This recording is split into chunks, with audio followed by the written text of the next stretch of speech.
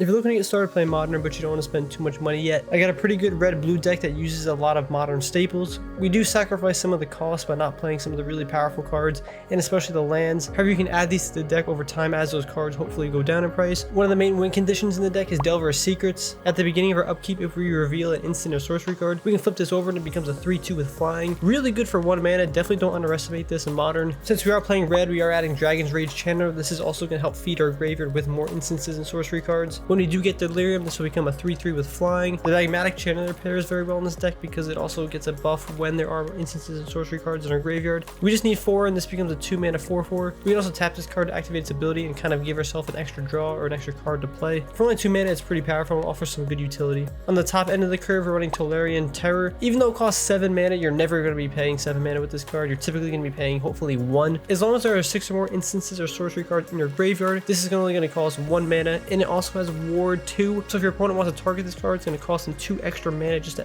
cast the spell on that card. 1 mana 5/5 with that ability, really good.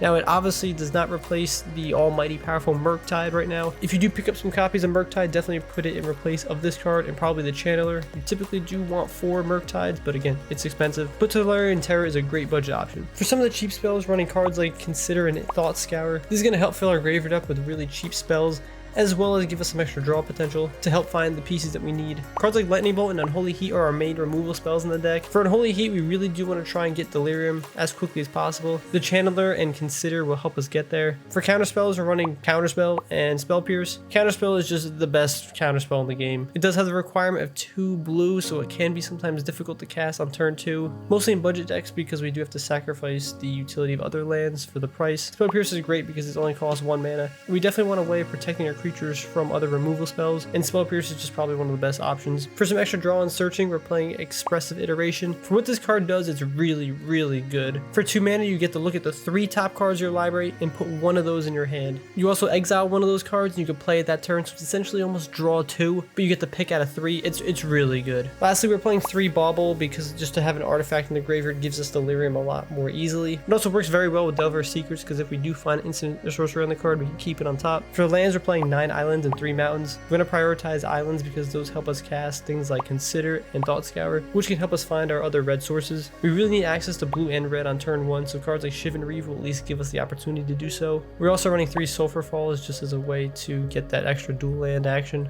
For the main deck, the things I would absolutely consider upgrading first is getting Murktide and replacing the other cards or the other creatures, and getting those better lands like Steam Vents, and I'm forgetting the other one, but I'll throw it on the screen. For some sideboard options, cards like Dispel are going to be great because it's cheap, which this deck likes, and a lot of other removal spells in Modern are instant speed, so this has a lot of options to counter. Tormod's Crypt is a great way just to get rid of a graveyard. Flame Slash is a good way to deal with larger creatures. However, Unholy Heat and Lightning Bolt are a little bit better, but Flame Slash is a little more specific. Smelt is a great card to get rid of some artifacts. Our Braid can also get rid of artifacts and acts as a Lightning Bolt. However, it does cost 1 extra mana. However, for that extra mana, you're getting a little bit more versatility, so it kind of makes for a better sideboard option. Cleansing Wildfire can act as land destruction. Mana Leak is another great counterspell option, but however, I couldn't find any room in the main deck. Spreading Seas is a card I pick up like right now because it's like $1, maybe $2. The card is great for what it does. For 2 mana, you get the draw card and you get to turn off a land for your opponent. This deck is quite similar in philosophy to the current Modern Izzet decks. If you do run this deck and play it and enjoy it, I definitely would consider possibly getting the upgrades. If you're looking to play Magic Gathering and stay on a budget, definitely check out some other videos on the channel. You definitely have fun playing this game without absolutely destroying your bank account. Thanks for watching. See you around.